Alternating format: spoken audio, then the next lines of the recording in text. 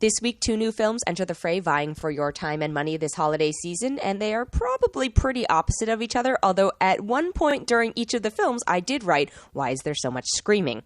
So the first film I've got is Little Women, and I will fully admit that this is the first I haven't read the book. I didn't see the other film adaptation of it. So this is my first exposure to Little Women. I understand it's beloved. I kind of understand why now afterwards, but I didn't go into it with any expectations or any preconceived notions of how it should go, which I think is probably liberating at the end of the day, because it's very easy to compare, any film adaptation of a book and then any film adaptation that's already undergone film adaptations.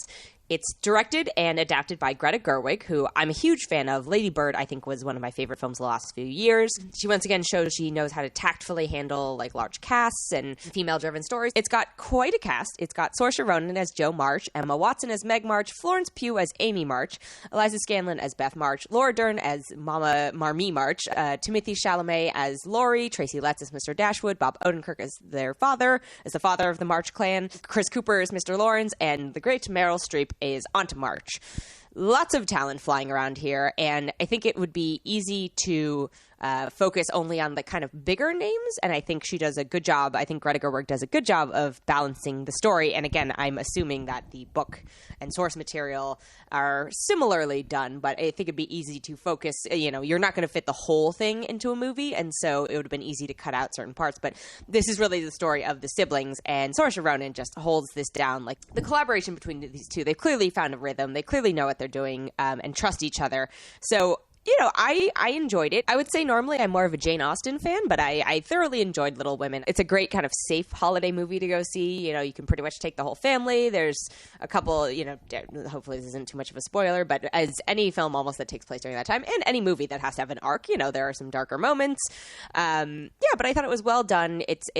There's a visual style to it that I also thought was pretty impressive. Gerwig continues to show, a mastery of the craft. And also, ultimately, it felt like a modern story. And again, I'm acknowledging that I'm going into this blind and I don't know how modern, and maybe that's why this story is so beloved and told over and over again, but the attitudes with which they approach this and the emphasis on certain parts of it made it feel very modern seeming. And so, I was into it. So I'm going to give it 4.2 out of 5. The other film I have this week, I was very not into, and ironically, this one got super hyped up. And I can respect that it comes from filmmakers who have a distinct voice. I just don't like that voice in my own head. I found it very abrasive. So if you are interested in Uncut Gems, that's what's also coming out this holiday season. Not for the whole family, in fact, for only adults. It stars Adam Sandler, who I think Adam Sandler is actually very capable of dramatic performances, but this was just... all I could hear was a saddened version of The Water Boy in this film. And this film is relentless. Yes, there's a little bit of girlish screaming in Little Women, but this film, if you just want to get screamed at for over 2 hours, feel free to see Uncut Gems.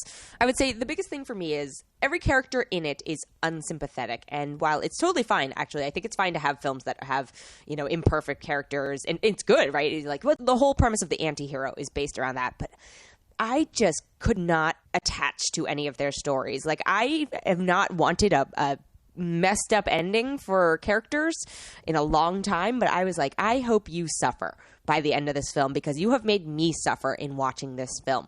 And again, this film might be your favorite film of the year because it's getting hyped up, but it was certainly not mine. I really struggled with the pacing of it. I really struggled with the performances of it. I think they could have shaved a good 20 minutes off of it. At one point, I just was like, why is there so much time left in this film? I do have to say one of the drawing factors is Kevin Garnett plays Kevin Garnett in it, and I thought he gives a good performance as himself. Lakeith Stanfield's also in it, Judd Hirsch, Julia Fox. Idina Menzel plays Adam Sandler's wife, which oh God, how did that happen? The last 10 minutes, I guess I got caught up in, but I felt like I could have gotten to that a lot quicker, and I felt like the detours they took along the way were unnecessary. I wanted this to be tighter. I wanted this to be less abrasive.